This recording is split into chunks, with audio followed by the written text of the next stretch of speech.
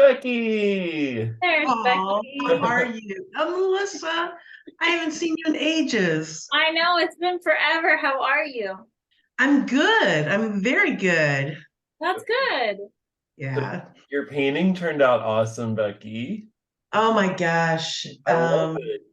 Yeah.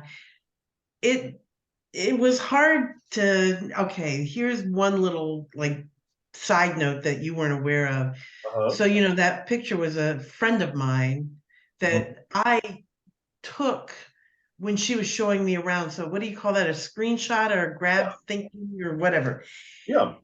And so I have been showing her, and I wanted her permission to do it, and blah blah blah blah blah. And there at the end, she started futzing around things not looking like her. Oh I just no. No. explained to her I didn't want it to look. I didn't care if it looked like her. It was the mood of her expression that I was trying to get. But Yeah. it but man, that was a tough going because she kept, but that doesn't look like me. Like, Oh. I know. Yeah. Yeah, Yeah, be welcome to quiet. Yeah. Yeah. Mm. Yeah. So anyway, it was kind of a funny little, it added to a certain tension. Yeah. Um, but I sent it, and I sent it to Madison. She lives in Racine now, but we all have mutual friends Mhm. that are part of the organization that's having the art show. Okay. So it's likely that people might see it and go, well, that kind of looks like her, but I thought it looked a lot like her, but people get weird about their own yeah, Yeah, sometimes, and yeah, they don't see themselves the way other people do. right. So, yeah, it is what it is. You're the artist. You can paint them however you want. that's right. I can ruin you if I want to. That's our quote for the day. Yeah, Let's aim I to can do that ruin to our you. model for today's class. That's awesome. So, well, welcome to everyone because I know there's a lot of people who will be watching this as a video in the future. So we will still go through our whole usual introduction uh, and stuff. So Melissa, you go first. Hi everyone. Thanks for joining us for Painting Your Way today. Paul and I are happy to be here. We have been collaborating for a very long time, friends since college. And just a little background on me. I am an art director for a large greeting card company. I am a painter, now a teacher, and lover of all things creative. So I am super happy to be here. Paul and I just wanted to create a little creative community where we could all get together and make stuff and learn. And we love doing this. Yeah. I'm Paul Richmond, and I like to make stuff and learn too. I'm a painter, fine artist, illustrator. I live in California now, but I've known Melissa since college, and we love doing these classes together. And this class is extra fun because you get to see how two different artists approach the same subject matter. Melissa and I have very different styles, but you can kind of take what you want from each of us. So, Becky, you should introduce yourself too. I'm Becky. I'm here in Ohio, and I'm a retired social worker, and I'm just doing stuff to have fun. Well, we have to That's the work a only little on your requirement. artist statement, but that's good for you. All right, well, let me show you what we are painting today. We thought it would be a good day for a portrait. So here is the model we picked. Easy peasy, right, Becky? It's so hard. I That's know. what I sent Paul a bunch of options and he picked the hard one. I should know better. we're Only send him easy stuff. I Like Paul, know. Yeah, Melissa. Where's the I apple when we need it? sent him a pear, Becky, and I was thinking the pear would be great. Yeah, yeah. Yawn City. Not what he picked. Nope. Um, but for everybody who's taking the class, if you would like to paint something else, you can. This is very open. We're both going to paint this photo, but you do whatever you like. What medium are you using today, Melissa? I'm going to use acrylic on watercolor paper. Okay. And I am using watercolor on watercolor paper. Look at that. What about you, Becky? What are you working with? I'm using acrylic on acrylic paper. She's the only one who got the right material. Exactly. All right, let me switch this around so you can see our artwork. And Paul picked the hard thing today, so I had to get ahead. Oh, yes. Mine is already sketched out. All right. There's no other way I would ever compete. Let me just get my camera situated here. All right. So I haven't done watercolor a lot in these classes. I just thought it would be good for a change. Plus, I just finished teaching a watercolor class, so I had all the materials handy. So what I like to do when I'm starting a watercolor painting is take the paper out of the book or that it comes in, if you get it that way, and then tape it down to a piece of wood so that it won't warp and buckle. Let me zoom out a little so you can see that better. Melissa's already ahead of the game. Not really, not for long, Paul. I don't know. I might be slower at watercolor. I don't know. I don't think that is possible. When you tape down the paper, if you're doing a watercolor, I like to and it's not like I invented this. I mean, other artists do this too. Put down the tape so that it's kind of an even distance from the edge on all sides, and then you'll get to do that super fun removal of the tape at the end, and you have a nice clean white border. You're doing that too, it looks like, but you've got a bigger border on yours, right? I did, yeah. I went smaller. I figure smaller is faster. We'll see. So yeah, I taped off the edges and went for a similarly proportioned rectangle to the photo reference. So I could try to get everything in the right places as I was drawing it. And now I am mixing up some colors to start with. I found that it's a little faster for me painting acrylic, a little bit easier if I have some colors mixed in the beginning that I know I'm going to use throughout the painting. So I'm going to do that now.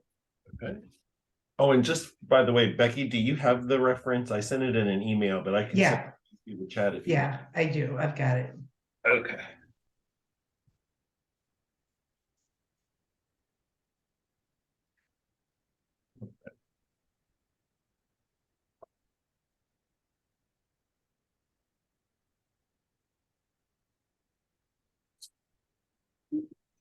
Flyers.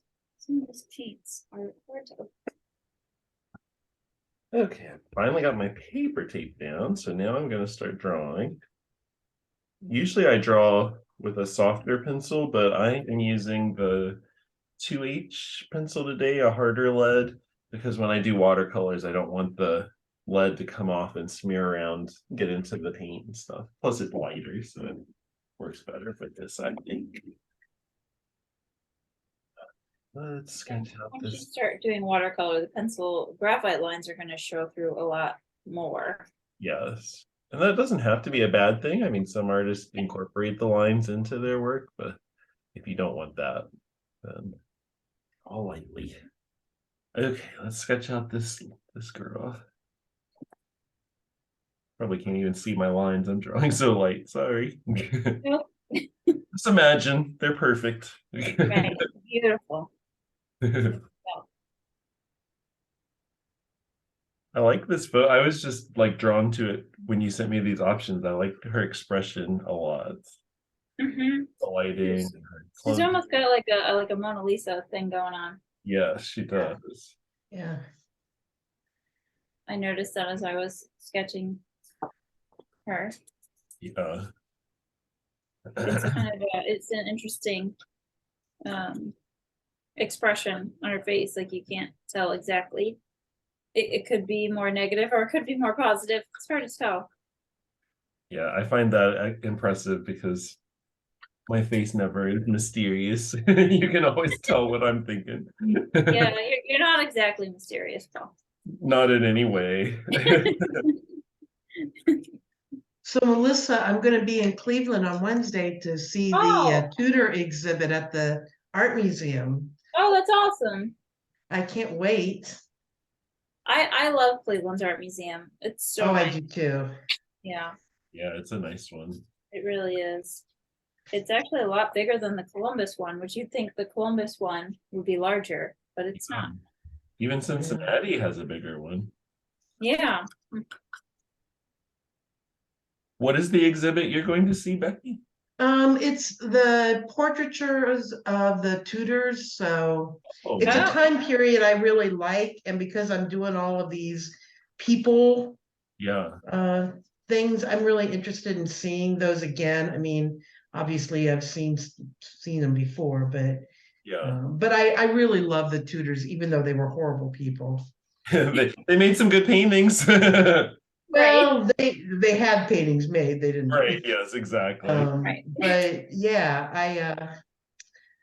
I don't know why. I just think Queen Elizabeth was fascinating, and Mhm. so I can't really justify why I like them because they really did a bunch of terrible things. Well, it's same as true for most of the artists that we love in our history too. If you dig a little too deep into that, you find out they were all Well, yes, we've talked about that. Some of those guys were oh kind of shits in real life. yeah, so true. Oop, I'm sorry, I swore in your tape. I know now everyone is gonna be so offended. Paul's gonna go in there and bleep it out. Yeah, I'm not too worried. Kidding. You curse all you want, Becky. All right, Probably will too as this painting progresses. I know it's already making me wonder. You do you, Becky. You're a portrait Okay. artist now. You've painted so many people. You'll be fine. I'm actually I'm trying to get started on my next one, which is a redo of the Magi of Jackson County. I think you've seen that picture, Paul, but I want to do it differently. It's the three women that were leaving a picnic, and they've each got something in their hand, Oh, and okay. they're kind of older women. Uh-huh. And it made me think of the Magi, Oh yeah. That's cool. and they're kind of I know these women, and they're all dead now, but they're all very bossy. And I'd like to think the Magi were bossy, I love that. you know? I just You love your know. series that you're doing, Becky, with these like I'll have to show Melissa. I don't know if you've seen very much. Yeah. She does these very unusual paintings. There's always usually a figure involved, but sometimes they're in a very kind of surreal setting, or there's just like something kind of wacky about it. Like this one that was she painted 3 or 4 men who were sitting in the pews of a church, but then she put she put them out in the middle of like a field. So Oh, I think I saw that one. I at least Yeah. yeah. That's one of my favorites, I I have to love those admit. guys. That's so interesting. I know they are, but I got to tell you, the best part of the picture, not so much the painting, were their ties. Oh yeah. Yeah. Ties were just like, what? Isn't that why you chose it, Becky? Because you really like their Yeah, ties? it was. The It 50s was. style. Yeah. Hey, you know what? You got to go with what inspires you. Yep. Definitely. Right. So for anybody that is watching that hasn't done a lot of portraits yet, this would probably be a good time to just tell you a little bit about how we approached getting them sketched out. I mean, really, you want to just think of it as shapes and draw it like you would draw anything. Don't think about it so much as a face. But one of the things that I do is after I get the head in, I'll draw a line right down where the center of the face is. So the line of symmetry, and then draw guidelines horizontally for the eyes, nose, and mouth so that I can get things sort of lined up where they're supposed to go. You have any other portrait tips, Melissa? You do a lot of portraits. I do. I do a lot of measuring. So I will measure like the size of the eye compared to the other eye, or the size of the eye compared to the nose. I'll use my pencil to measure a lot to make sure I'm comparing different shapes to things around them. Yeah. I'll measure from the side just to make sure I'm getting the proportions right. the size of the head compared to the body. So I do that a lot. The other thing I do is I kind of I look at straight lines. So I'm like, what lines up? Where's the edge of the nose line up with the forehead? Where did the edge of the bottom of the ear line up with the nose? Just to make sure I'm getting everything in the right place, and that helps me a lot. Yeah. It's always good to compare certain things in the photo reference to other things, because that's the only way you're gonna get something similar. Yeah, and sometimes you are really surprised by where, when you measure something, and it tells you, you know, what size it should be or where it should be positioned. It's, for me anyway, it's often like really different than what I would expect. Mhm. Yep, that's right. It's super helpful, because sometimes our eyes really play tricks on us, and our brain too, because we think things should be in a certain place, but sometimes they're not even close. No. And we think that that ear is in a certain spot, or we think that the side of the head is a certain amount of distance, and sometimes it's not exactly what we think. That's We have different mental images of what things look like. And I know, even though I've done a lot of portraits, when I draw faces, I tend to make eyes too big. Mhm. Kind of a natural thing I see a lot of people do. I'll Mhm. stretch out the face too much because I have a, you know, kind of a long face myself, and that's the face that I've seen more than any other looking in the mirror. So yeah, she has a very compressed face, but I have much longer nose and stuff. So I always tend to draw people and make them look like me. So Mhm. that's what but if you know what your tendencies are, you can kind of work against them and be just more aware of it and hopefully not keep doing it. Yeah. Or work with them. I mean, you can use it as a stylistic thing. If you enjoy drawing people with larger eyes, then you can, on purpose, make the eyes a little bit larger than how they appear in the photo. Or you can do it by accident and just say you did it on purpose. Yeah, that works too. Yep. Whatever, whatever you need to make you feel better. So Becky, since we have you all to ourselves today, I yes. want I'm afraid of what comes next. to I want to pick your brain for a minute. Okay. Melissa and I were talking about starting some kind of a, like a club, I guess you would say, or like a just a um well, what would you call it, Melissa? For the people that where we wanted to kind of offer special opportunities for members of the community, and they could help decide what classes we teach and what Kind subject of like a membership, like Yeah. Yes.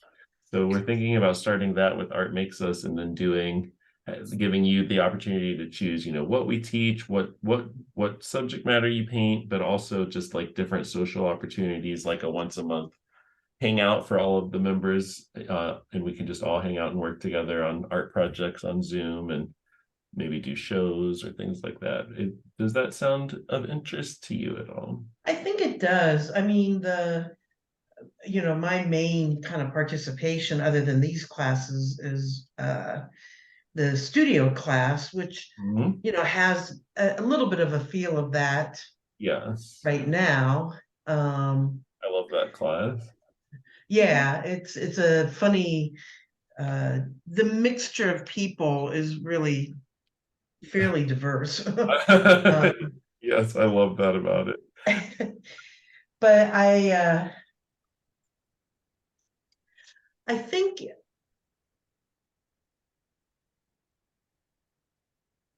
how when you're in a writer's group, Mhm. there is, and I'm not sure I would want to do this, and it's kind of contrary, I think, to your philosophy, but maybe an element of where you present, like if you're in a poetry group or any writing group, there comes a point at which you are presenting your stuff to your group. Yes. And sometimes I think that that would be, I've thought about, wonder how for something like this that you would get into a group where you could say, all right, here's something I did. I'm really looking for the group to react to it. Mhm. And I know that's different because you do try to keep this really positive, everything's okay. But Mhm. but I also think there's room to kind of hear what other people are thinking. And yeah, Um, that'd be very helpful for artists to get that kind of feedback. That might be a good thing to add then as a benefit of being in the group, that we could maybe do like a critique group or something. And there's a process that you can use with critique so that it's not just like, here's everything that's terrible about what you yeah. did.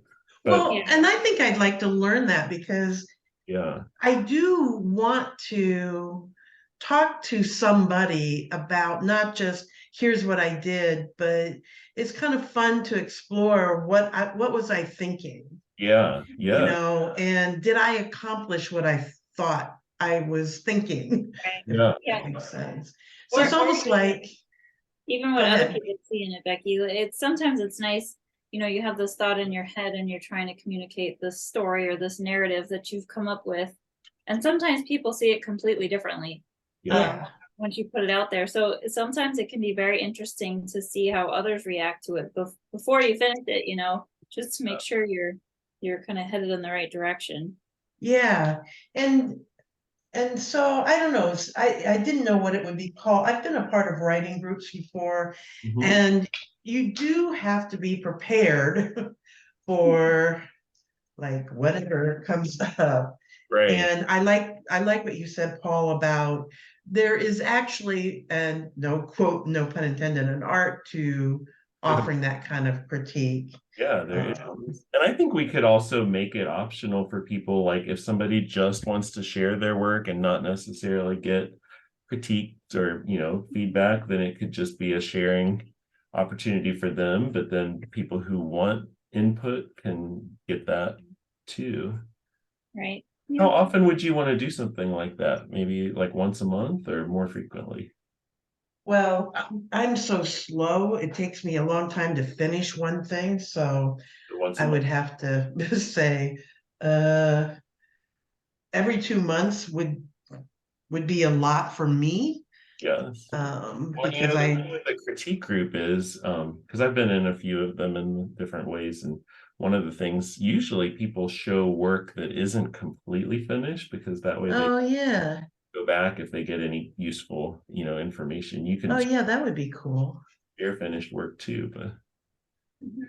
all right, we're gonna work So on. that's the only thing that comes to mind really quickly. I mean, I like the idea of that you guys are talking about this, from a create a sense of community. Yes. Um,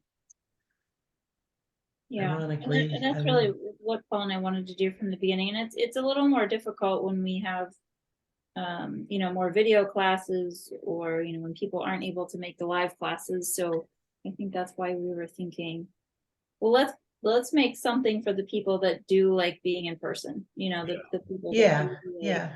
showing up and interacting with everybody else. Let's give them um a way to do that, I guess. Hmm. I like that. All right, this is gonna happen. Melissa, we I have to. have to admit, I'm not as interested in the purely social part Uh-huh. because believe it or not, I can't keep up with my friends now. Right, yeah, I'm like, I don't really need that. I want a group of people I can talk about art with. yeah, Yep. Yep. definitely. I agree. Um, And I think, but that's just me. I don't know. I yeah, make it sound like I'm the most popular girl in the class. I don't need you are today. We won't mention that. you're the only girl in the Oh, that's so funny in a sad, pathetic sort of way. club. Hey, it's all right. We love getting to hang out with you. Yes. Plus, I missed I you. have, We didn't have our Thursday.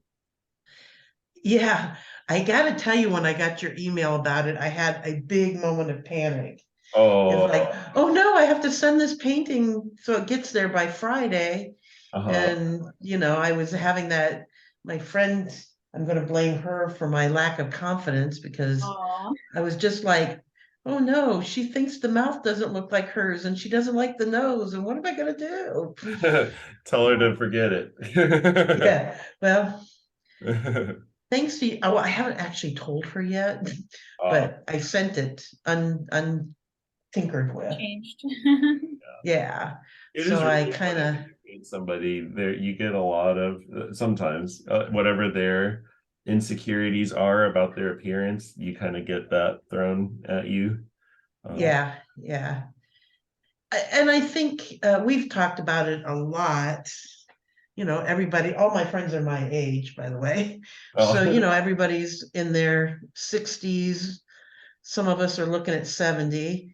And we're not prepared for how our bodies now look now. And right. so when we're talking among ourselves, that's a big part of our discussion. It's like, damn, what happened? And you know, how does that work? Or you know, whatever. So Yeah, I don't think of her as being overly sensitive about her looks, but I think that picture is clearly a woman of her age, you know? yeah. Yeah.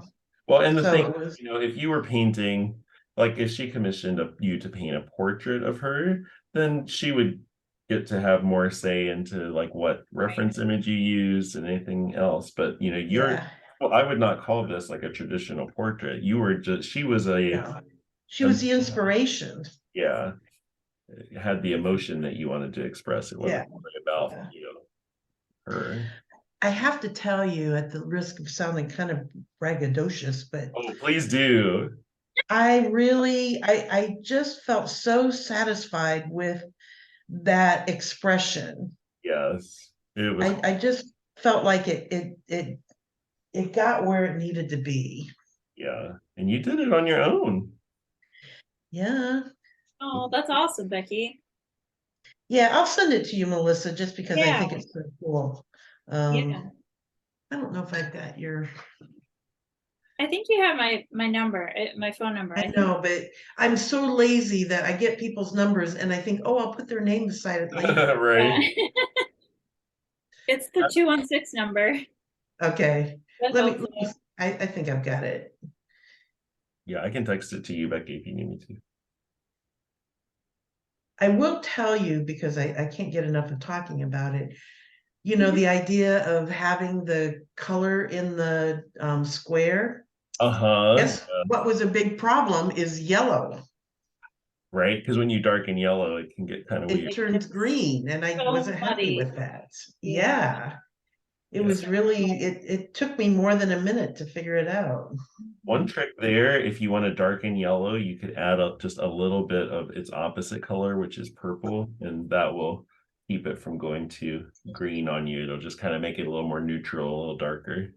What did Yeah. you just say? Do what with it? Mix the opposite color, which is purple. Um, I thought that's what it was, but I was afraid of it, the purple with the blue turning green. it shouldn't. Usually, if you were darkening it with like a black, the Uh-huh. black is in a lot of paint is very heavily leaning toward the blue side, so that can make it go green on you. But purple will just make it more neutral and darken. Yeah. As long as there's Well, some. I ended up uh putting it back to black Hmm. and then just painting yellow on top of it very lightly. Yeah, that's smart. You did like a glaze. Mhm. Yeah. So there's a little bit of that yellow. I just sent it to you, Melissa. There's a Oh, little bit of that yellow in it, but you know, it's not, you know, it, Well, it turned out great. I love the different squares. I think that just makes it. yeah, it did what I wanted it to do.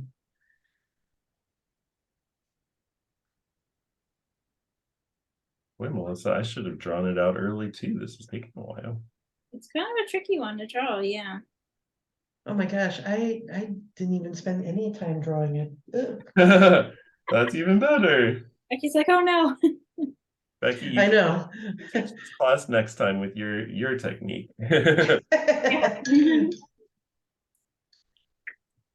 Yeah, so I have the background painted, and then I like to start with the shadows. So I'm just laying in some of my darkest color here, and it's a raw umber in here mixed with a little bit of Payne's gray. Just give me a nice shadow color. So I'm gonna start putting this in some of my darkest dark areas. When I'm doing oil or acrylic painting, I don't do sketches like this because I know I can just work it out with the paint. But with watercolor, it's a little bit less forgiving. Once you put paint somewhere, kind of stuck with it. You can darken it, but you can't lighten it. So when I do a watercolor painting, I have to kind of give myself a little bit more information so I can plan it. The biggest difference between watercolor and acrylic, and you'll see it as we work, is with watercolor you are using the white of the paper to make anything that's light. So you're not using white paint, you're just painting really thin and letting the white of the paper show through. So it's a good thing, it's wonderful, but it does make it so that once you cover up that white, you can't get it back. Yeah, you can try to scrub it out with water, but it ends up ruining the paper sometimes. It's a little tricky. Once it's gone, it's not going to be the same white. No. Nice thing with acrylic and oils, you can always go back in and you can add more white, much as you want. It is time to start on this girl. I'm excited. I'm gonna do the opposite of what you're supposed to do. This should surprise no one. I'm gonna start with the eyes. Normally I like to block everything in and do background and stuff, but today I am just feeling those eyes.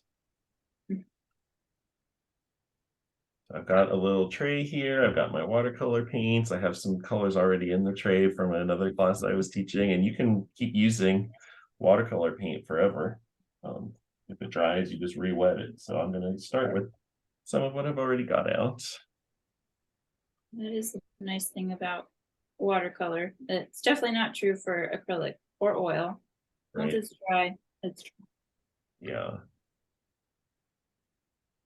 Let's see, I'm gonna put out some.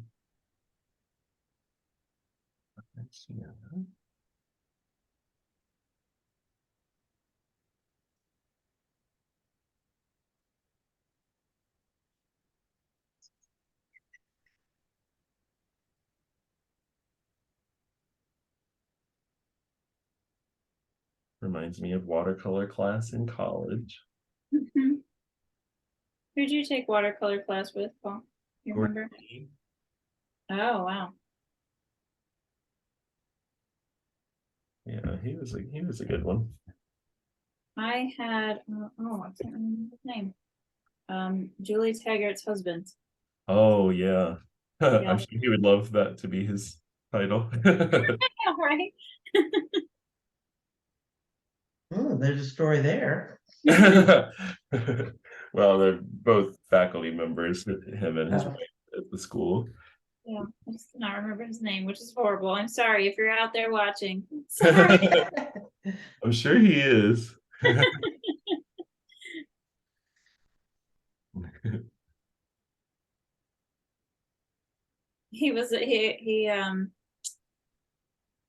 His style of teaching was very loose. Yes, I like that. You come in, you do what you want to do, and then you leave. Perfect class. But it was.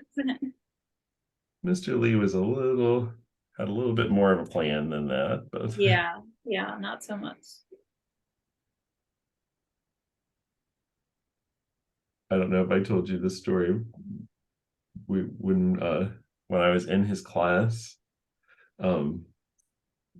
it was on Thursday evenings, and my mom wanted me to go with her to a concert on a Thursday evening. It was the singer Anne Murray. Oh my gosh. This was a while back. Yeah. And so I was like, oh sure, I'll go. I can skip, watercolor one week. And then I actually I actually told Mr. Lee why I was going to be missing Oh, class the following week so I could go to see Anne Murray with my mom. And he started talking about how when he was young, growing up in Canada, that he always listened to Anne Murray, and she's one of his favorite singers of all time, and it makes him very emotional and nostalgic for his childhood when he hears her. aw. So I went to the concert, and during her intermission, I went up and asked a security guard if he could get Anne Murray to sign an excuse for me that says, please excuse Paul's absence from class because he was attending my concert. And the guard took it back and said she thought it was hysterical and she signed it. And when I took it the next week and gave it to Mr. Lee, it made him cry. It was so Oh, Paul, Oh my gosh. because it was that just is like so cute. his childhood came right back to him, I think. Oh, I don't even know who Anne Murray is, but I love that she signed it. That's all. She did. She thought it was hysterical. I barely knew who she was too, but it was worth it. That's hilarious. I love that you thought to have her sign an excuse. I thought you were gonna say you bought him a t-shirt or something, but that's even better. No, I thought it would be so hilarious if it was looked like a doctor's note. Yeah. Uh-oh. I didn't put my jacket on and now I'm paying for it. Uh-oh. Yeah, I've got one thing that's already ruined, so Oh, now Becky, nothing is Oh, ruined. Becky, you don't Always talk like fix that. it. I meant clothes. Oh. Oh. Oh yeah, can't always fix that. Yeah, especially if you're using acrylic. Yeah, I have some issues sometimes with my keeping the paint where it needs to be. Welcome to the club. That's why I recommend always wearing black. I Well, don't think that is a suggestion.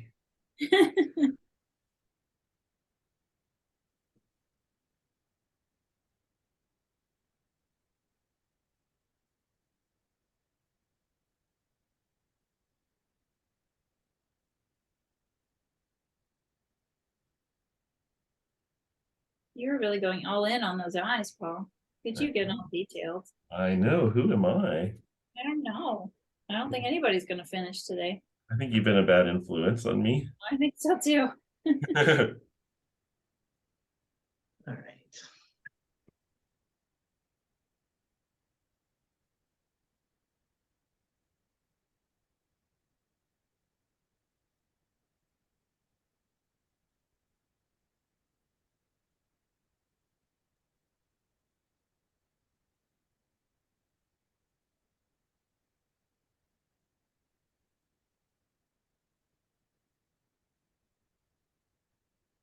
So focused now. I know, right? That's what happens when you get all in on those details. Yes.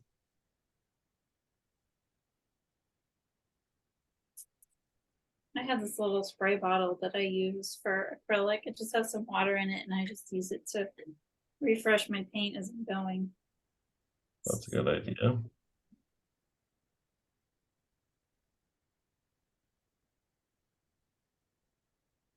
Acrylic just it flows so much better when you have a little bit of water in it, Hmm. especially if you're painting on paper. Okay.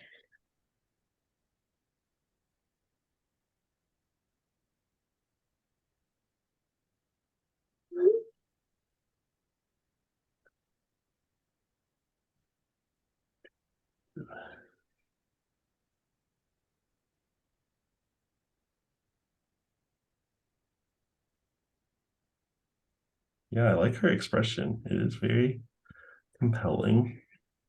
Yeah, it's complicated. Hmm. I love the patterning on her jacket too. Yes.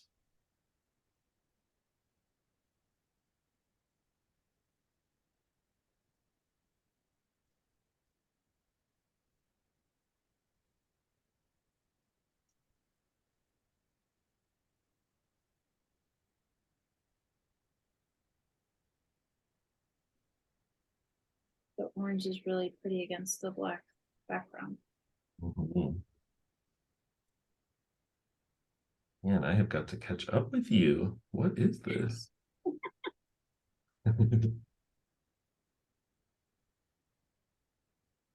With watercolor, one of the main things is not to overwork the paper because you can ruin it pretty quickly if you start scrubbing at it too much while it's wet. So minimum amount of brush strokes at a time, and then let it dry, and then you can put more.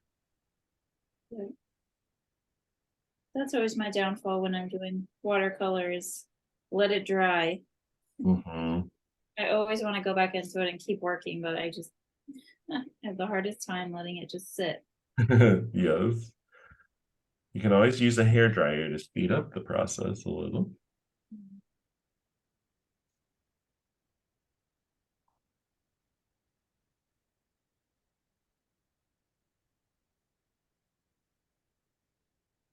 At work, we often have artists come in and do demonstrations, and we had a watercolor artist come in, and she had a roll of toilet paper that she would have next to her painting, and she used it to just constantly wipe her brush off. And Hmm. it was just so weird to see a roll of toilet paper next to her painting, but she, I guess that would make sense. It would work. yeah, she swore by it. It was her thing. What a strange trademark. I will be known for this. Yes, me and my toilet paper. Everyone has to have their thing. Her thing, yeah, whatever works.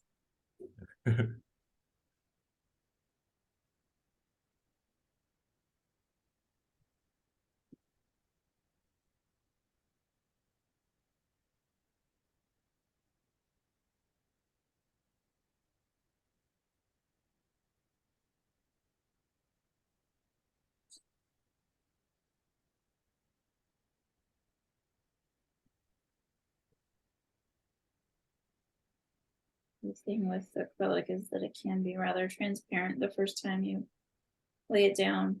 So I'm gonna go back and I'm gonna add a little bit more to these dark areas. Leave it a little bit streaky.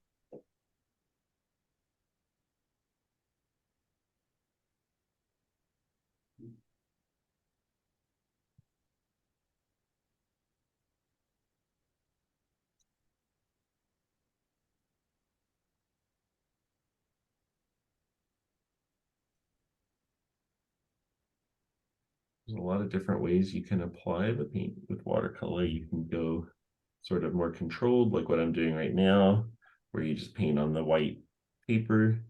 Or you can, if you want to have more of that loose, flowy, organic, watercolory look, you can just take a clean brush and paint that area of your painting with just water, and then quickly drop some paint into it with your brush, and it'll just kind of bleed everywhere and look very flowy. Mhm.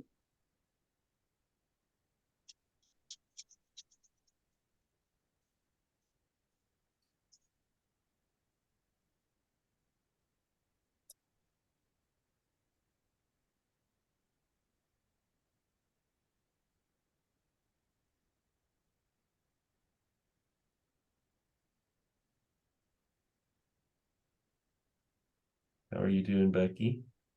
I don't know. Mhm. I'm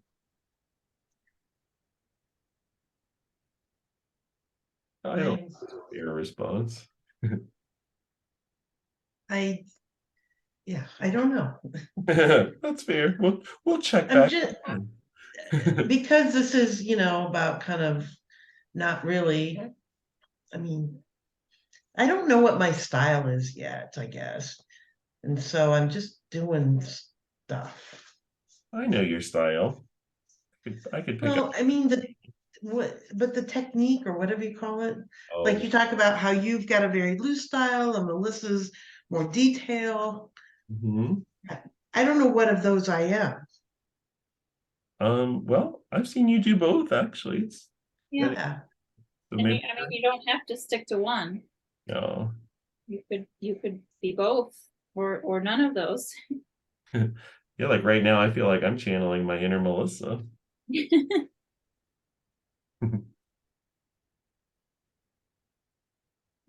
also can depend on how you're feeling that day, or Mhm. Yeah,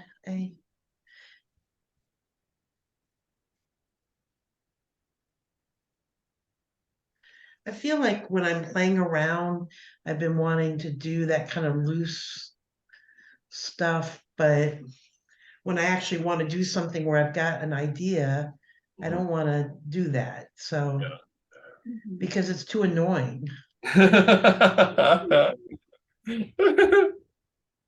Well, you know what I mean. It's like, ugh, stop.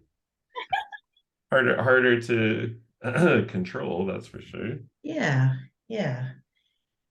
And it doesn't always, I mean, it doesn't always say what you want it to say, Hmm. Mhm. you know, like, hey, I mean, I think that's fair, right? You can be one way in your sketchbook, and you could be, different when you're actually doing a finished piece. Oh yeah. yeah, Yeah. It's fun to see famous artists' sketchbooks because a lot of um the finished pieces end up looking way different than what they initially planned. Mhm.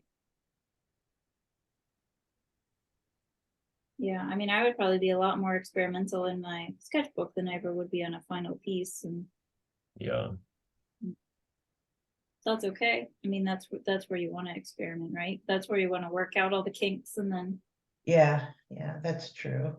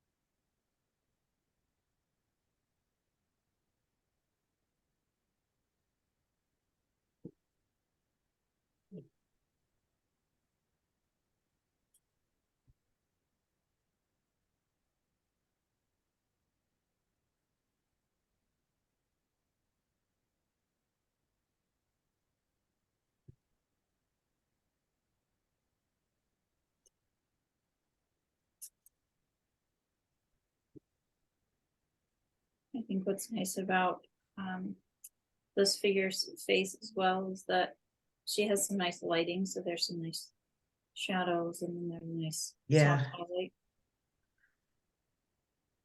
that can help when drawing too. Sometimes it's easier to draw the areas of shadow or the areas of light, and that will help you know that you're getting things in the right places. Yeah. Don't just draw eyes, nose, and mouth. Think a little more about the other planes of the face and what you could bring out to make it look more 3D. Mhm.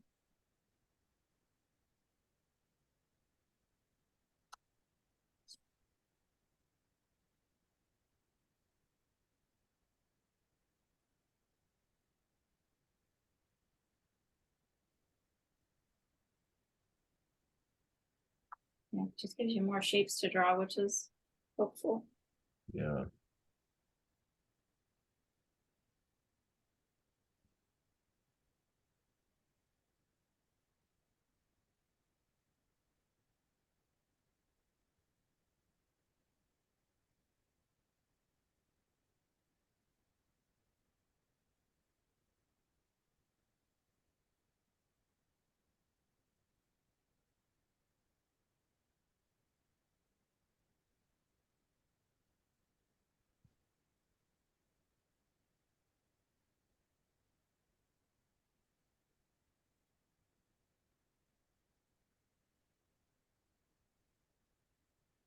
I am like in deep concentration over here. I know you're so quiet. I don't know what to do. Me either. It's weird. What happened to Paul? I'm really trying here. We broke him. He'll bounce back. Shells broke him. I know. How do you do this every day?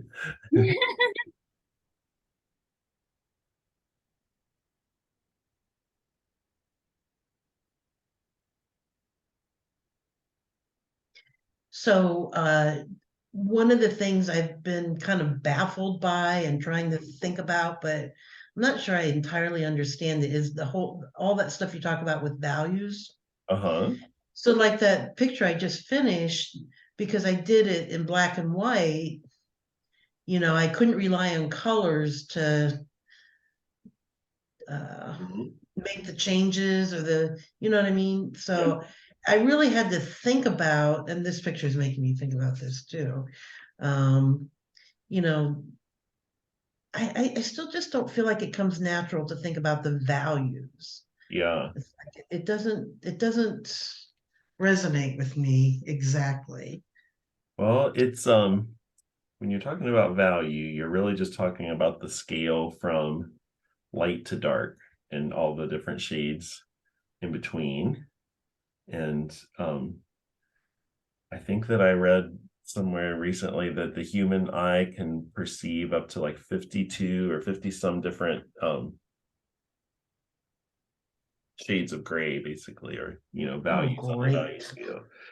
Just what we need is a bunch of them. Yeah, exactly. Well, it's everything from white to black, so there's a big range there.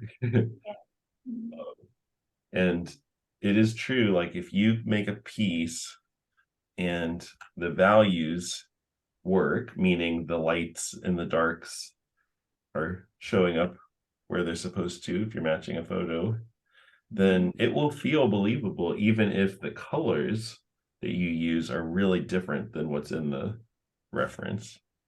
The value will hold it together, and then you could be a little freer with color.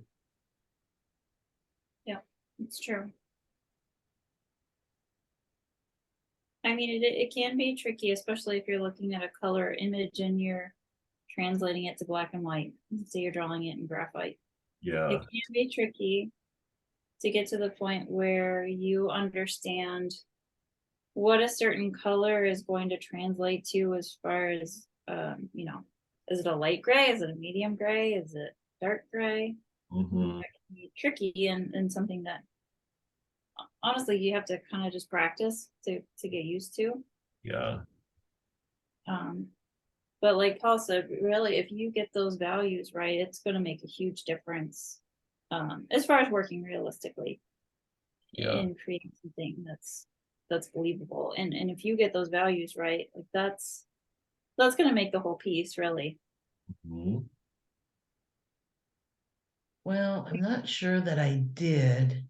Sometimes I did, but other times it felt like, wow, this is distracting. Yeah. Mhm. Well, and value choices can come from a lot of different places. I mean, it might not mean just, exactly copying the photo. It could mean changing the lighting or changing where you put the lights and darks for more emphasis or Yeah. so it's more of like using that to get across whatever you're trying to say with it. Mhm. I mean, you can kind of see it in what I'm doing right now. I'm laying in my darkest areas, and you can start to see how her face is coming to life, even with just the darkest areas in here. Hmm. Yeah, that's true.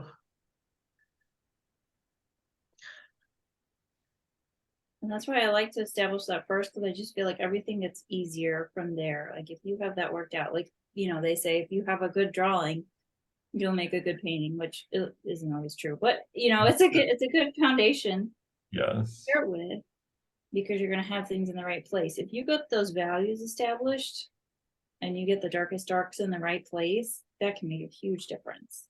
Yeah.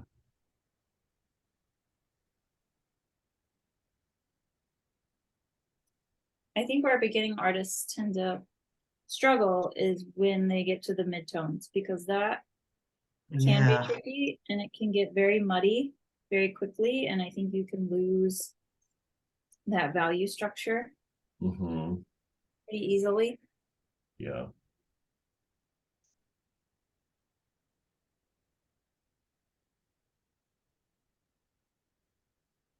So that's where I think establishing that first can really be helpful. Just pick your photo if you're using a photo reference and change it to black and white. That can help you see the values a lot better when you're starting it. Yeah, yeah. If you're having trouble seeing it on your own, take it into your phone and just make it a grayscale image. Sometimes it Uh, surprises you when you do that because some things when you're looking at the color version will seem important because of maybe like the bright colors, but color and value are two different things. Mm-hmm.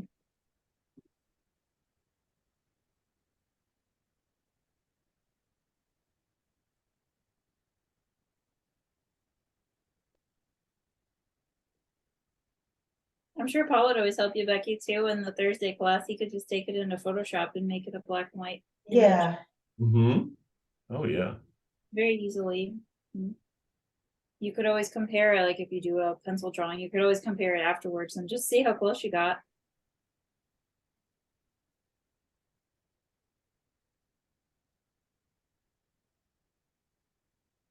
He gets close. Yeah, you might be closer than you think.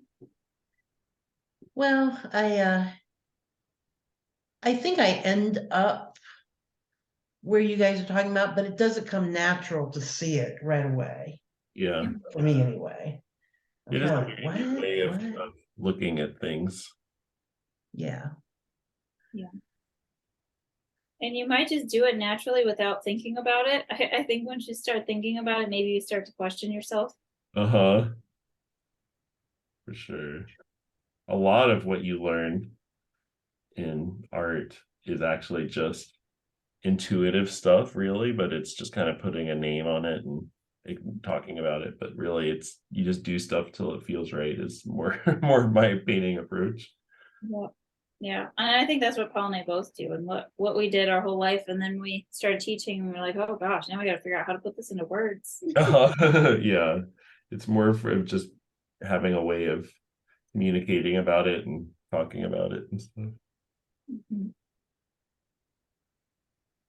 Well, I definitely feel like I'm getting a better understanding of kind of your own voice, I guess you'd say, or your own point of Mhm. view.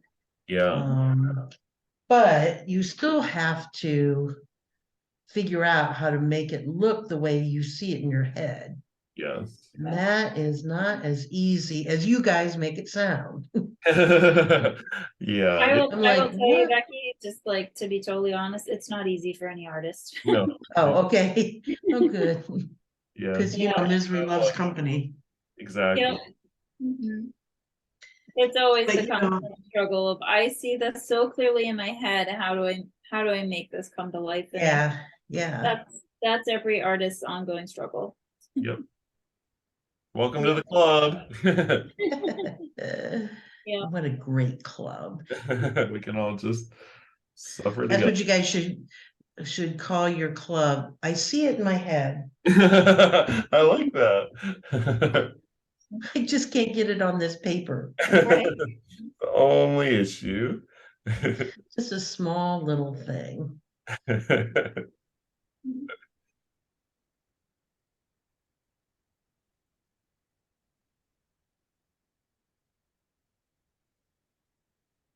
I know there's some people that can't visualize things, and I think that's so interesting. They Oh, they honestly can't see images in their head, and that's so fascinating to me.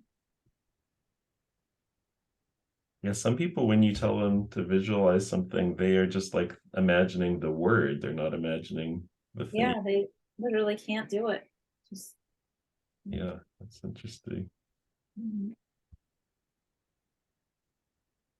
Interesting how our brains can work so differently. Yeah. Well, I know mine does.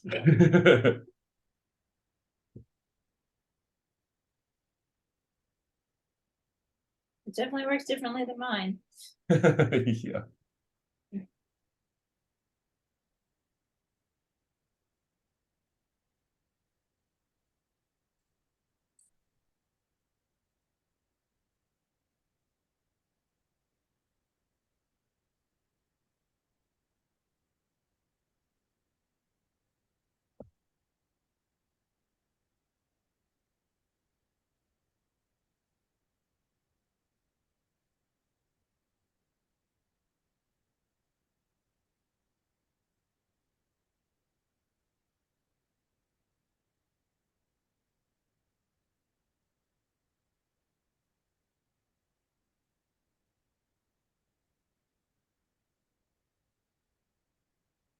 Does this woman really need earrings? No,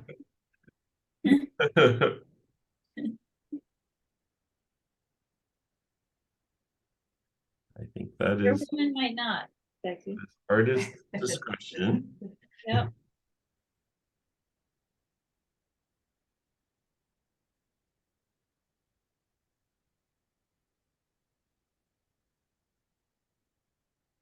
They are rather fiddly. There's a lot of detail in there. They are. Yeah, they're.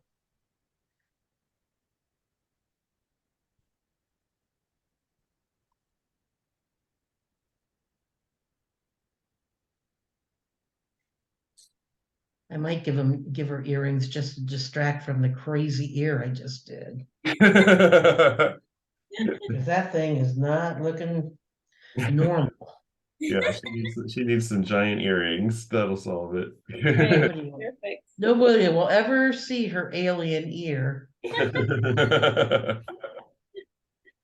Well, I have to say, I'm not a fan of painting ears. Me, Oh, I hate them. I always leave it to last. They're so complicated and they don't really add much to the personality of them. Yeah, and they all kind of look the same, but yet different. You know, Yeah. like yeah. That is the struggle. We are starting the anti-ear movement. I think Van Gogh beat us to that. Oh, oh, that's true. Oh, Sorry. too soon? Apparently. I mean, seriously, she just got a giant ear. That can't be right. her ear is rather large. I have to say, proportionally, Mhm. ear is rather large. Yeah. Not in a bad way. I mean, it's beautiful, but it's big. The big ear. Yeah, I'm trimming mine down a little bit. you go for it, Becky. This class is called My Style. Yes, painting your way, right? Once. Painting, yeah, painting my, I mean,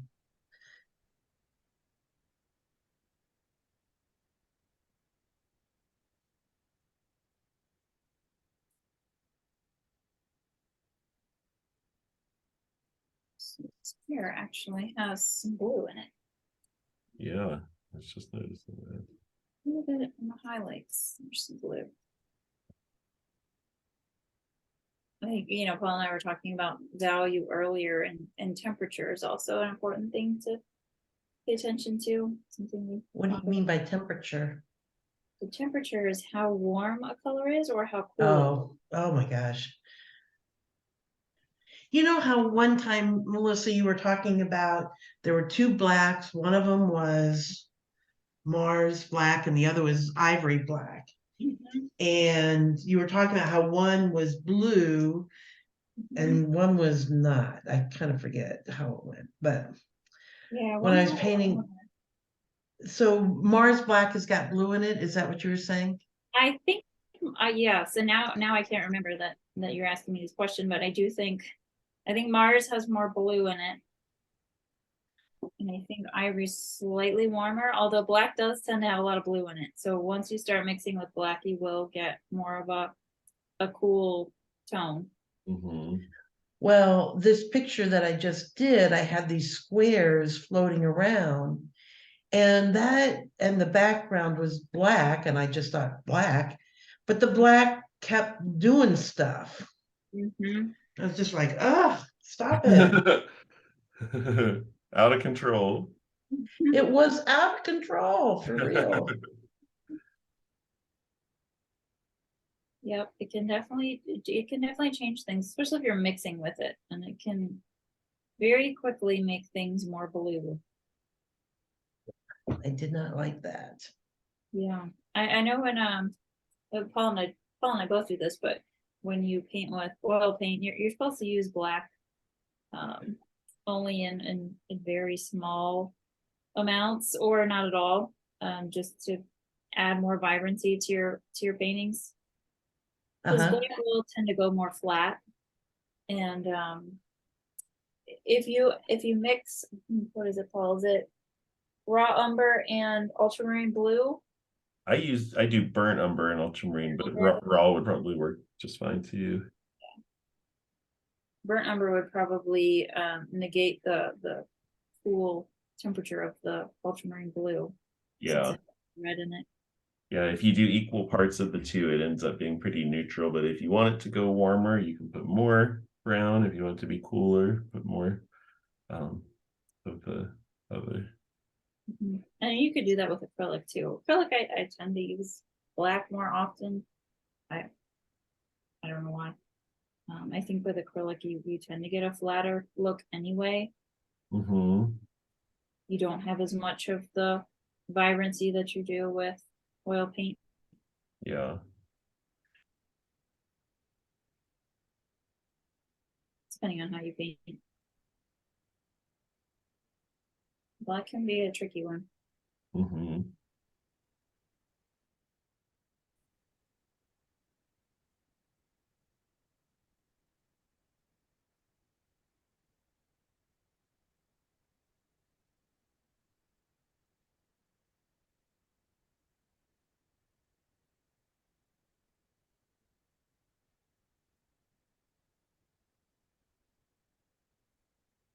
As we're painting the hair here, are we painting here? I guess you paint a little bit.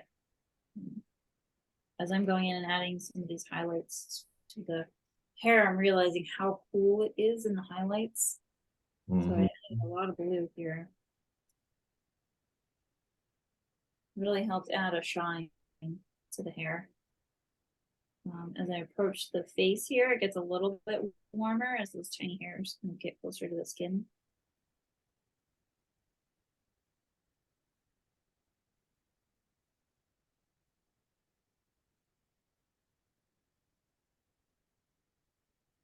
This lady is quite fun to paint. Mm-hmm.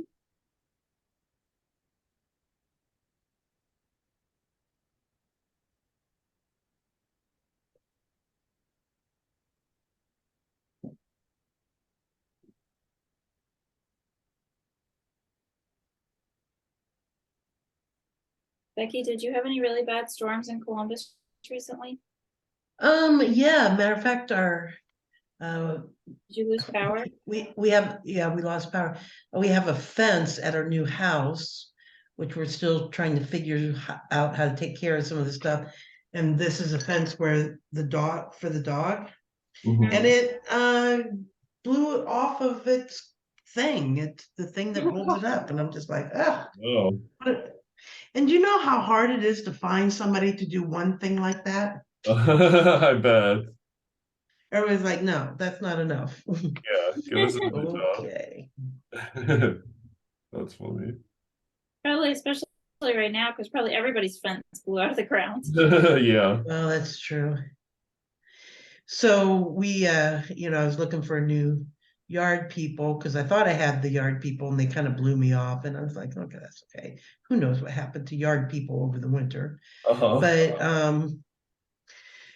the new company, the guy that came out is very young, like mid-20s at best.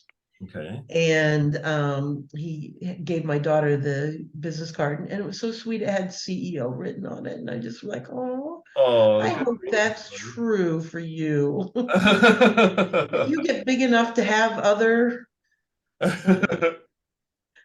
enough other letters that you have to have a CEO. But That's cute. I just thought I just love that kind of optimism and you're like, I'm gonna start a business. I And know. It's adorable. it is adorable. And makes me glad I'm not in that world anymore. Yes. You know, all that drive and ambition, and I certainly had more than my share of it, but man, I not know having it Jill. now is really wonderful. I like that. Something to look forward to. Yeah. Yep.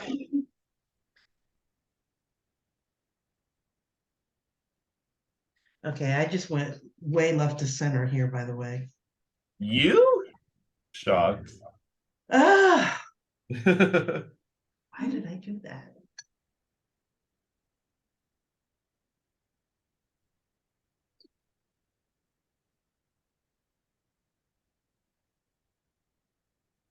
Let's fix some stuff here.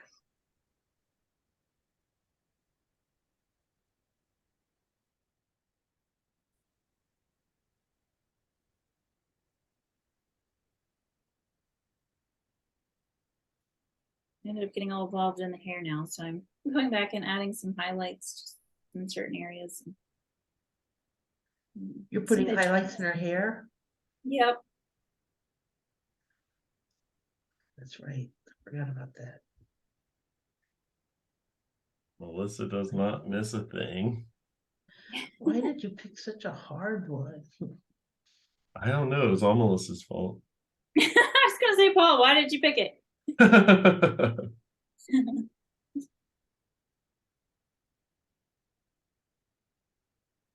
Selfishly, I just pick things that I think will be fun for me to paint. I just Well, thought I should. admitting you have a problem is the first step. Uh, now I know. Don't give Paul the hard options because that is what he will pick. Yep. He said, I don't know, let's paint a still life for a person, and I don't know why I gave him people. You knew I would pick this over the pear. There was a pear, there was an orange. I gave him some bananas even. So thoughtful.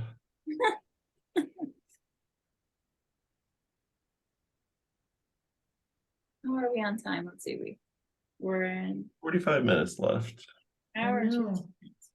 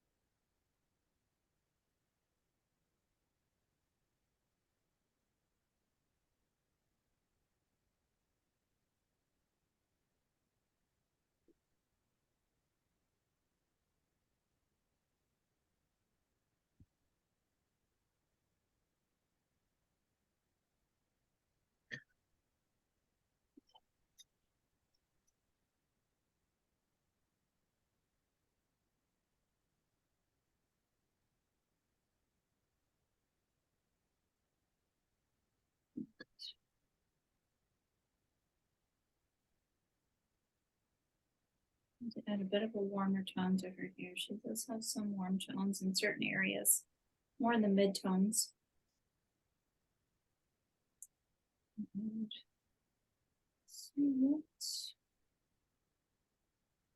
It's looking gorgeous. Thank you. You too.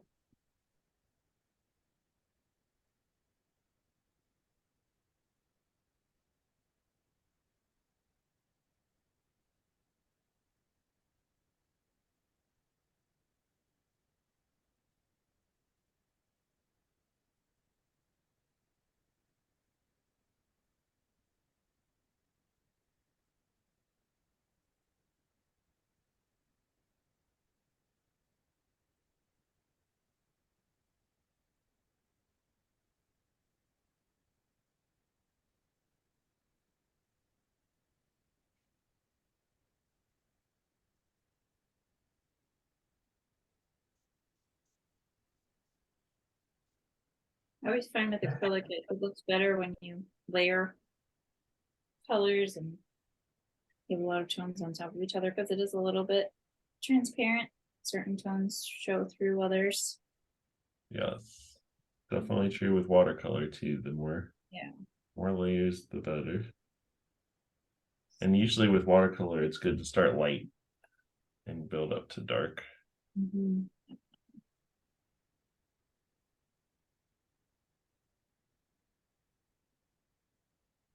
And paint portraits are, for me, a little trickier in acrylic than they are in oil because oil you have so much ability to blend.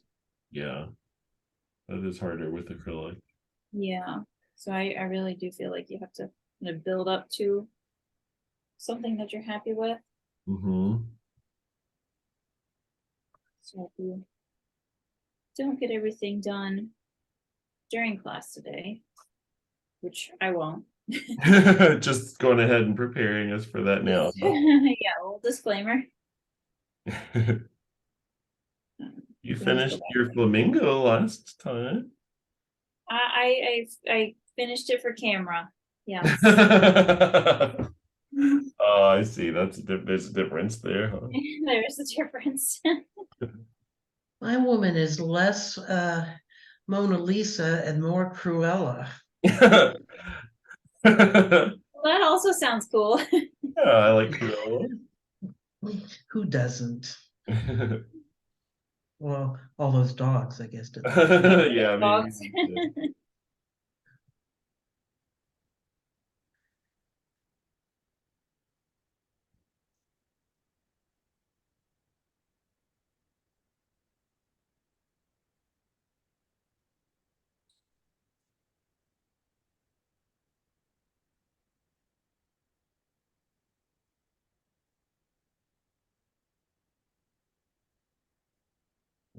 Guess it's ear time.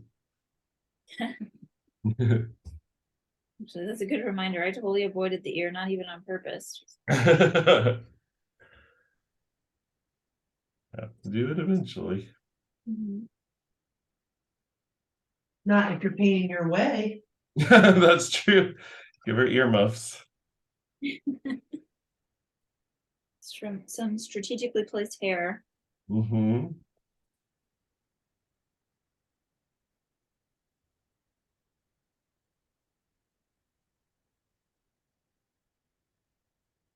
So I'm going to do this.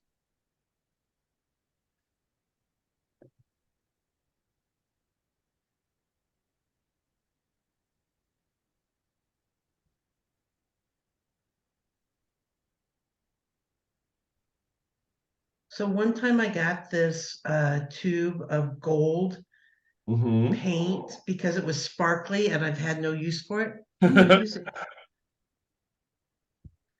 You should use it. I am. Like finally. See, it wasn't a bad idea. Sparkles are never a bad idea.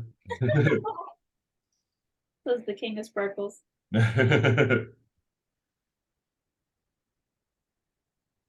mean, it's got this kind of weird metallic look on it. So even though I love the color and it's cool, you really can't use it very much, as Yeah. it turns out. Just for those little special touches. Yeah. How are you going to use it, Becky? Her earring, I'm giving her some Oh, bling. perfect. Mhm. It might be cool if you worked it into the patterning on her in her outfit. Yeah. Oh, that's a good idea.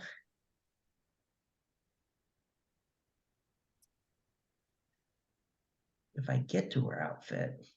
I know, right? Oh, you can do it.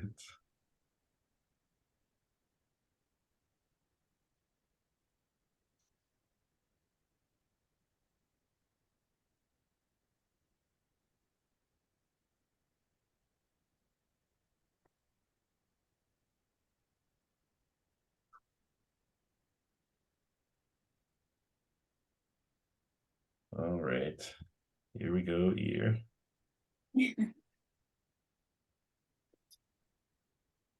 So one little piece of advice when painting people, Whites of the eyes are never white. What color are they? They Depends. are usually a gray, with some warm tones and some cool tones. So if you put white in there, they will stand out immediately and it won't look three-dimensional. Okay. You kind of have to think about the entire eyeball and how it's really a sphere. And so if you were drawing a sphere, there would be shadows and highlights and Yeah. stuff on it. So it might be, if you just make it all flat white, then it looks flat, looks like something's wrong with their eye. Mhm.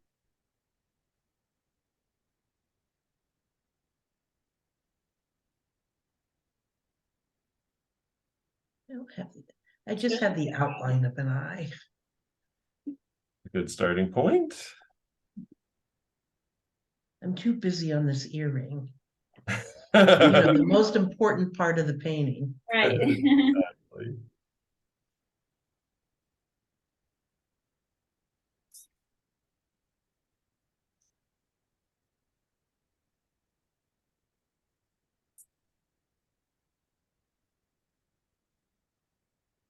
No wonder she's mad.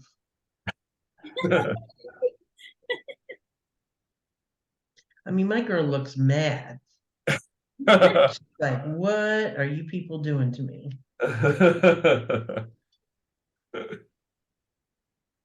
Well, art that captures strong emotions is always very powerful.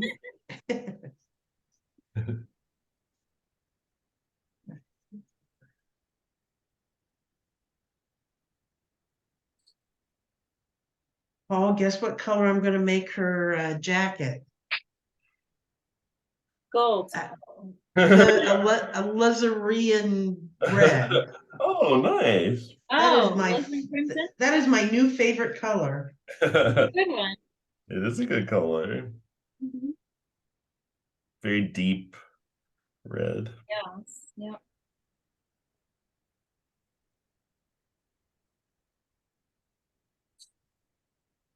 Because I made the background blue or green, I mean.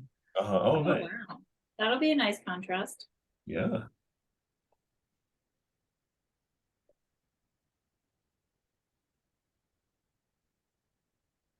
That color should be bigger.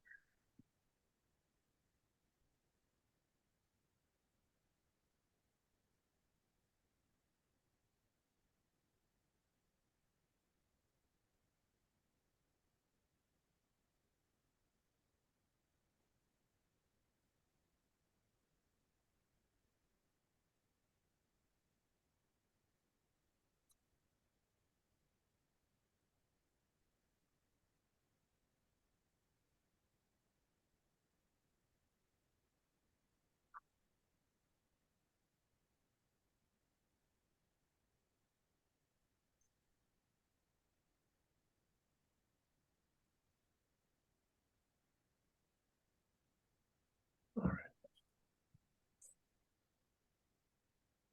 Have you done watercolor before, Becky? I can't remember. Yeah, you probably don't remember, but that's what I started out doing. Oh, okay. Yeah, it's a good one to start out with. Mhm. But I'm interested in what you're doing with it for this because the only things I did with the watercolor were like scenery, Uh-huh. but I might go back to it and see if I can, because I'm more interested in people than scenery. Yeah. Mhm.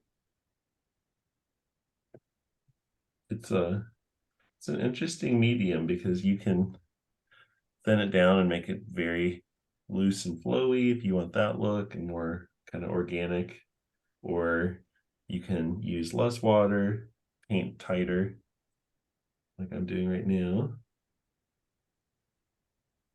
and kind of make Yeah, it behave pretty like versatile. the mediums. Mhm.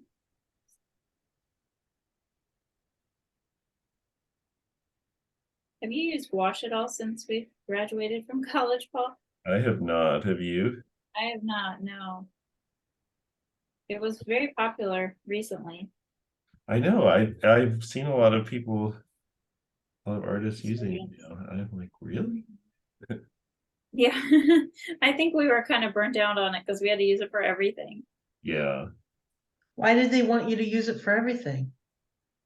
Well, in our freshman year, we had a lot of design classes and things and color concept. And the nice thing about gouache is you can get it to, you put down a color, and if you do it right, you can get it to just look very, very flat and smooth. So it's good Oh, for, doing color charting and stuff. So you get like a nice even color. Mhm. got it. It's easier to see the color because it's so flat. There's no sheen to it. Yeah.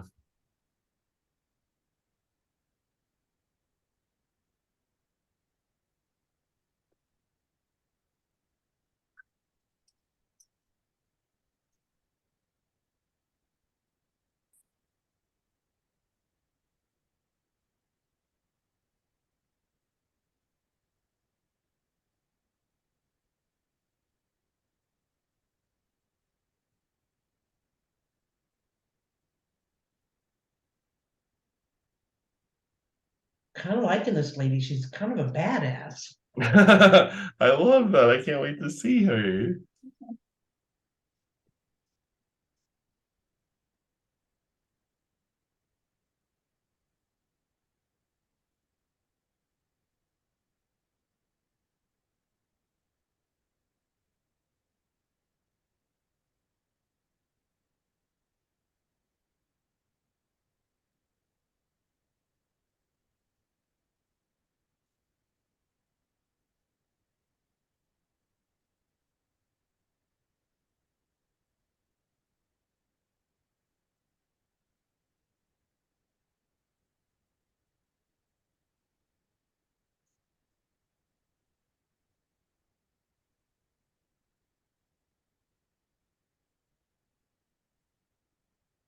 You know how all the Marvel movies and comics, Mm-hmm. they think they're doing women a favor by making them, you know, uh heroes and all that.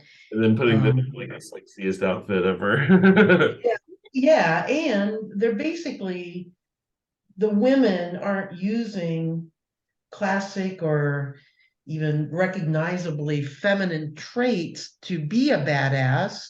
Hmm. They're emulating masculine Yeah. badassery. um, and this gal, she's like, I'm female and I'm bad, and I love that you are getting to know your subject so well here. Yes, oh, I've started doing that. I create this whole story behind them, and I think that's a that's brilliant awesome. thing to do. Yeah. yeah. She's going to be the first superhero who's not just following the trends. Well, and just some, guy's idea of, you know, I don't know what. That's like, I can't tell you because I was in management and even in social work where it's a female dominated profession, leadership are usually men. They're the Mhm. directors and all that.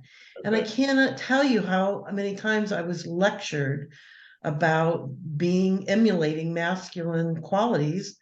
I'm like, yeah, don't do it, not gonna do it. That's so weird. It is. Like, what did they want you? Well, What did they want you to do? oh, it's like mainly, it's about you got to be tough. You can't this, you can't basically be Oh, human being. yes. And, around employment, everybody's got this ridiculous idea that in order to be good at employment, you've got to be, a hard ass. And Yeah. I'm like, yeah. And when I worked with my managers, I did trainings and whatnot for them. I told them to forget that. Yeah. Mhm. Yeah. If somebody's not doing, I mean, if you take I'm going to wax philosophical here, sorry. Please But do. if you take a page from the Quakers, assume good intentions, Hmm. then that leads you not to, oh the worker that came to work today and is screwing everything up is just what, out to get you as a manager? No. Maybe you Right. should ask a question about, hey, what's going on? Yeah. Mhm. Yep. And not in a, you're just, I'm only interested in you as it relates to the job that I'm wanting you to do. Hmm. Anyway, Yeah. Yep. It does get tricky though, because you know, I'm a manager too, and I try my hardest to be empathetic and listen to everybody and, you know, do what's best for them. You know, everybody's going through something, and yeah, there's a reason for acting the way they do, but I have found that when I'm more empathetic, some people, if it's in their personality, will take that as an opportunity to take advantage. Yeah. yes, that is true. Here's the thing though, it's hard to tell at the onset who's going to be doing that. Once Yeah. you've figured that out, then yeah. And you know, trust me, I fired my share of people, I disciplined people, I wasn't kind of, because to me, and I had quite a passion for the work I was doing. I was like, hey, this Hmm. work is really important, and Mhm. but I don't think it needs to be the beginning place. It might Right. be where you end up. Yeah. Hmm. Yep.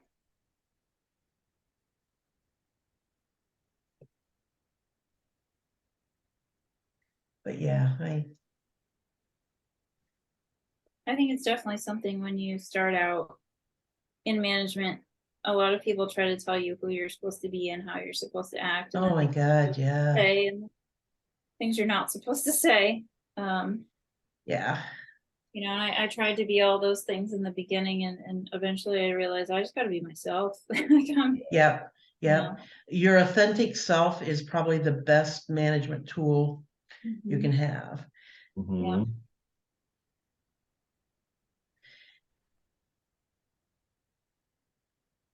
But yeah, it was I don't know. I just feel like when you're a woman in those kind of positions, people just feel comfortable giving you advice that they wouldn't give anybody else.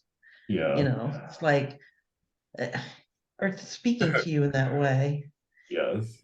Yeah, and I think a lot of times when you get advice, you know, sometimes from men, sometimes from, you know, not men. It just depends. But a lot of times they'll say, "Well, Yeah, you're just too nice. yeah, yeah, Be tougher. You're probably just being, you know, too lenient." yeah. The only people I'm allowed to manage are third graders, so I don't think this applies to me. I don't know. Yeah, it might be very similar, Paul. Actually, Yeah, that's true. might not be as different as you imagine it to be. Yeah, the third graders might be more mature. Yeah, in some ways. I will say it's tricky managing artists too, because they are very No, sensitive to Oh too yeah. changing. bad. Ooh, good luck with that one.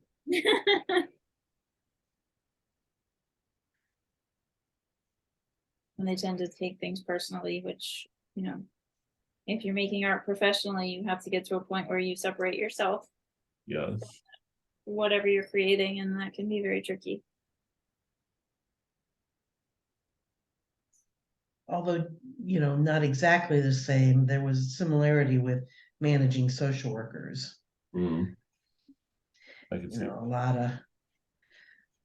a lot of assumptions about the proper way to critique and blah blah blah blah blah. Yeah. Ugh.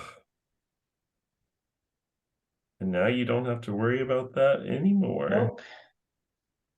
The only person I have to manage is a dog, and that dog gets away with murder. I'm like, yep, dog, you can do what you want.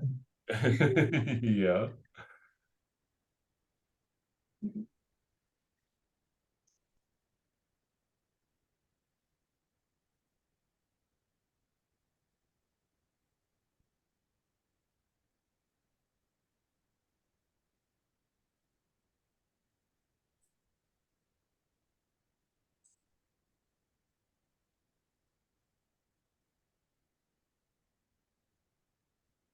So have either of you worked with water soluble oil?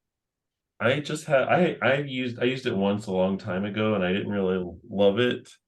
Um, but one of my students in my Monday night class here that's an in-person class, he brought some and he was using them and I think they have maybe gotten better since I used them because I never liked them, but what he had was seemed it felt very similar to just the way the real oil feels. So you have to Medium. you buy a special like medium still to use with it. It's not just water that you thin it with. Oh, Oh, really? I have used the ones where you can just use water. Yeah. I think you almost have to think about it as a totally different medium. Because I think Mhm. if you think about it as oil, then it's just not gonna feel like oil. Yeah. oh. Well, I've never painted with oil, and I was just wandering around an art store a while back and saw them and thought, you know what, Hmm. maybe I should, Well, maybe I I should think think about that I this. mean I think you would love oil. I Real know, but water based doesn't even matter, but I think it would be a good medium for you to experiment with sometime. I mean, might as well try the water soluble, and just see if you like it. But yeah, I mean, well, I'm I not. did. I bought, the basic colors, so Okay. I'm gonna. You can use that on top of acrylic too if you do a base coat in acrylic for something and then want to Oh, really? use the oils to maybe like make the face blend better or something like that. You can combine them. You just can't put acrylic on top of oil, but you can do the reverse.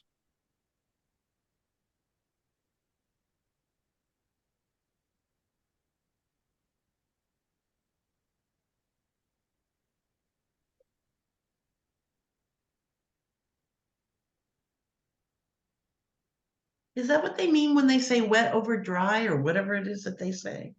No, that's more of a just how thin you paint versus Oh, how thick. So well, there's versions of that in different mediums, but like in watercolor, wet on wet means you kind of like wet the area first with water and then you put the paint down and yeah.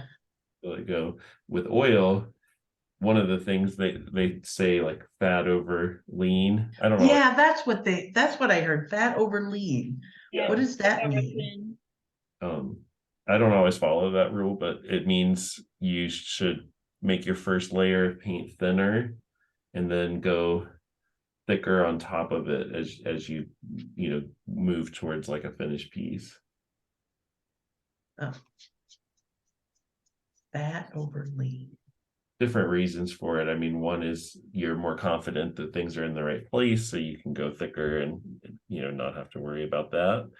And also, it's something to do with like the drying time because if you do fat first or thick first, that can take longer to dry than a layer of thin paint on top of it, and then it traps the wet paint underneath.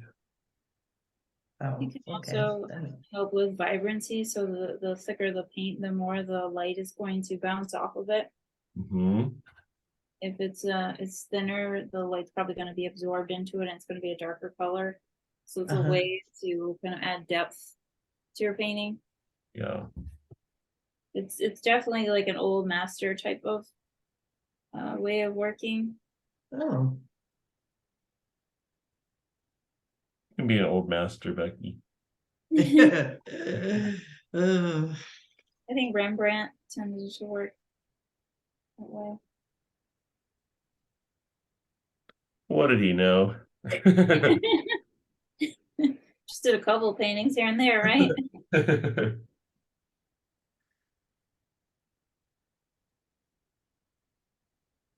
okay.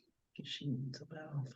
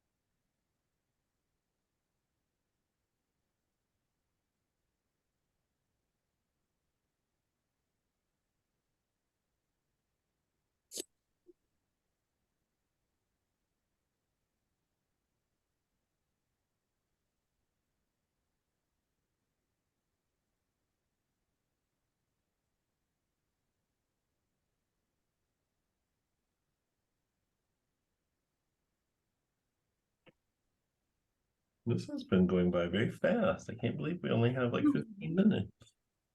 Oh, no. No, no.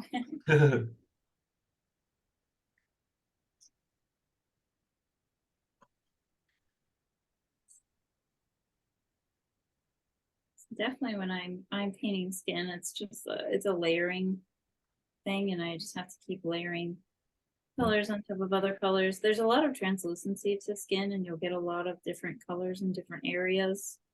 So Yeah. usually around the mouth, you'll get a lot of cool tones, more blues, more reds in the cheeks. So it's a lot of paying attention to temperature of color, like we were talking about earlier, and layering the right colors in the right areas. Really is all about paying attention to what you're looking at, the reference in front of you, and keep layering things until you get the colors to feel like they're the right temperature, the right value. Hmm. Yeah, if it's not looking right, then that means it's just not done yet. Mhm.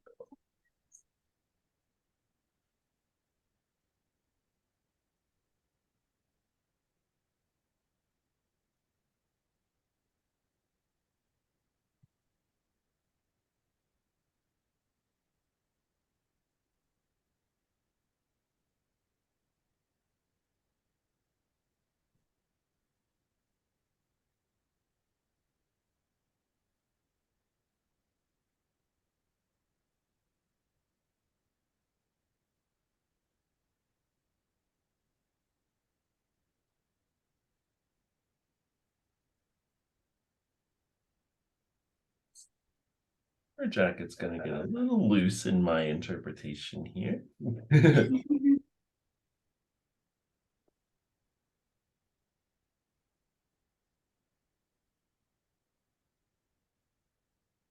That is okay. You can always make that decision to make part of your painting go a little bit more loose and abstract.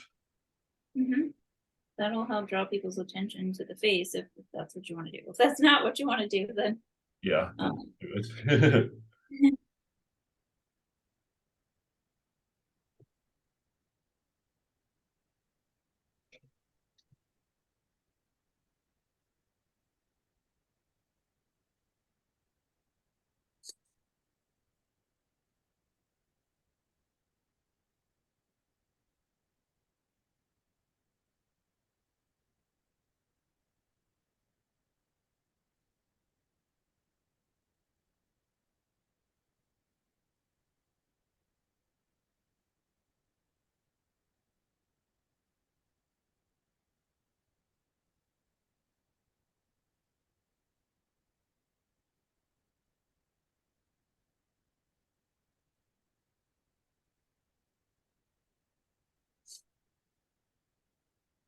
Uh-oh.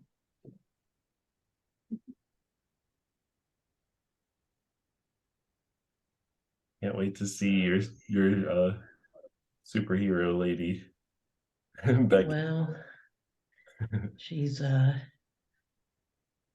she's got a few issues that have just popped up. Well, the life of a She- superhero isn't easy. That's right. That's right.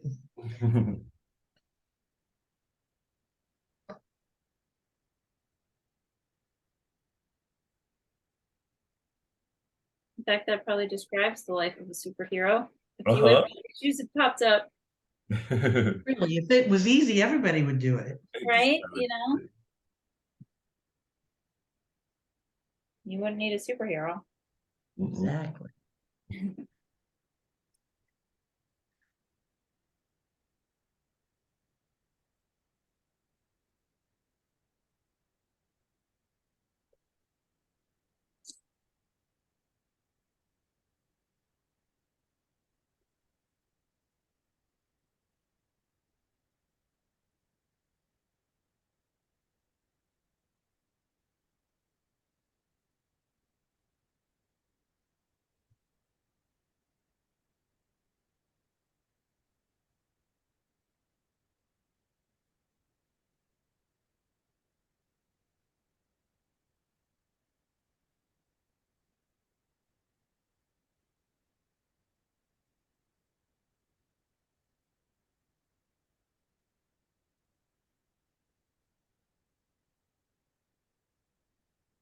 Mhm.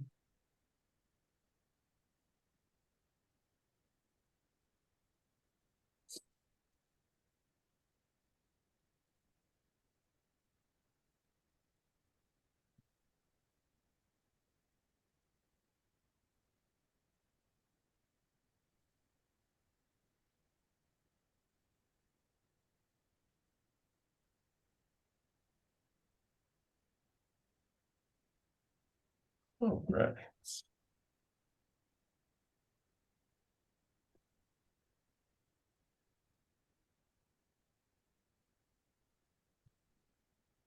You had a lot of time, Paul. She's coming along. Mhm.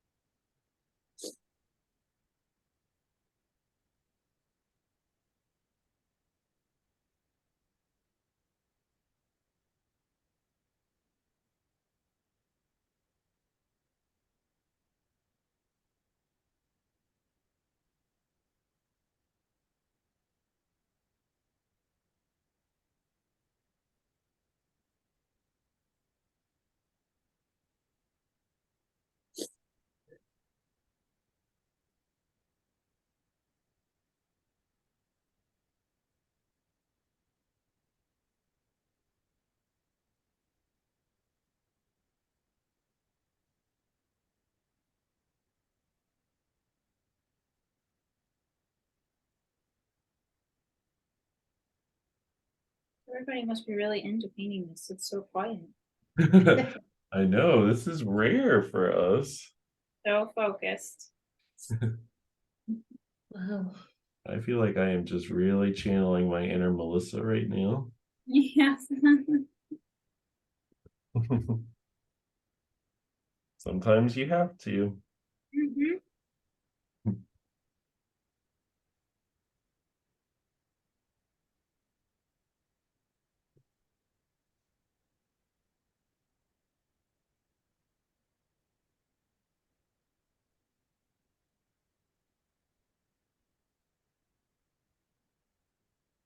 I don't do anything in 2 hours. I know, me neither, Becky. I am with you. You two are very similar in that way.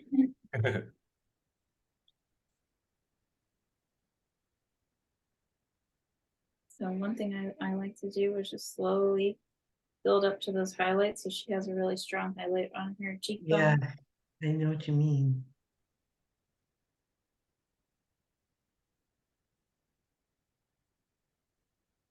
Did you see the picture of the live painting I did the other night, Melissa, at an event? No, I didn't. What did you do? I'll have to show you. It's hard to describe, but the it was a 30 by 40-inch canvas, and I had 3 hours to do it in front of like a whole bunch of people.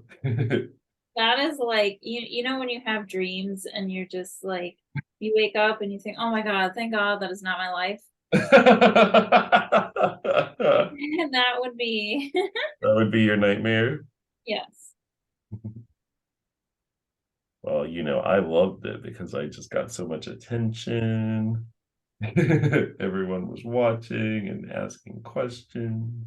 So what did you paint? You really can't describe it? I'll show you. Let me pull it up.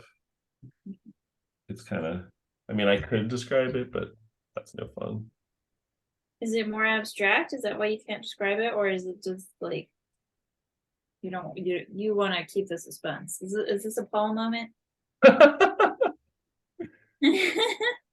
It's like one of those moments where you like refrain from telling me because you just want to build the suspense. Pretty much. Yeah.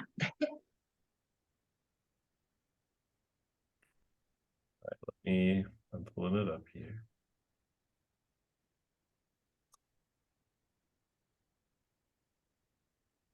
All right, I'll share my screen real quick so you can see it. It was a fundraiser for the Arts Council, so I wanted it to be a little arty. See? Oh, it's cool. I Paul. saw that. That was Little very cool. guy with a paintbrush on a paper boat. Aw. I love the sky. Thank you. So you painted that in how much time? 3 hours. No, for Wow. crying out loud. I know, right, Becky? We're gonna kick you out of the club. Even if I'm the one who helped start the club. That's the price you pay for being fast. All right, I guess I can't disagree with the club rules. Even though you created them. Yes.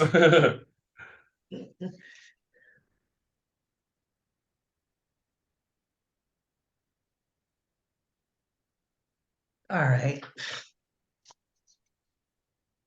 Are you done, Becky? Yeah, was that an I'm done? I think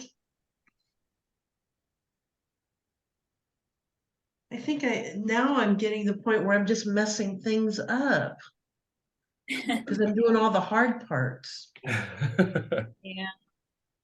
Don't want to mess things. Ugh. Just keep going, Becky. Have you backed away from it at all? You might need to get a little. No, I haven't.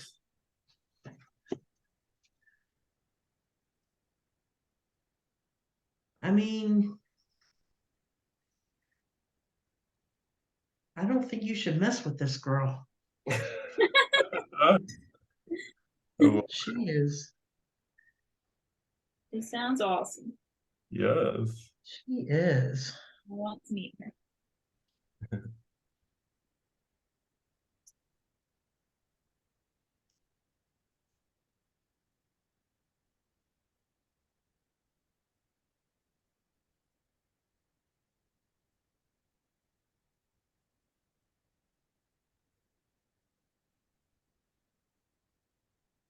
How far away do I need to get? Maybe like a few rooms over. Yeah, exactly. Down the street, Becky. Yeah. Yeah. Like, okay, well, she's Sometimes if you take a picture with your phone and you look at it that way, it will look different to you. Sometimes you can see I'm going to just so I can.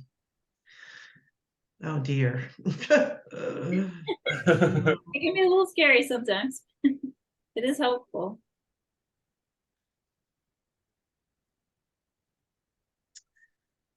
I don't know what to say. I can't wait to see it. Is it Maybe you just let us be the judge, Becky. All right. exactly? Are we ready? I guess it's time, huh? Yeah. Oh my goodness. How did that happen? Your painting's looking gorgeous. Thank you. Yours too. All right, now I want to see Becky's. Yes. All right, hang on. Let me. Oh, look at her. You did great. Oh yeah, she looks awesome. Are you kidding me, Becky? I know. That's what all that grumbling was about. Then you produced that gorgeous painting, please. Yeah, but look at her nose and look at her ear and I know. look at all those things. But I'd go have lunch with her. Yeah.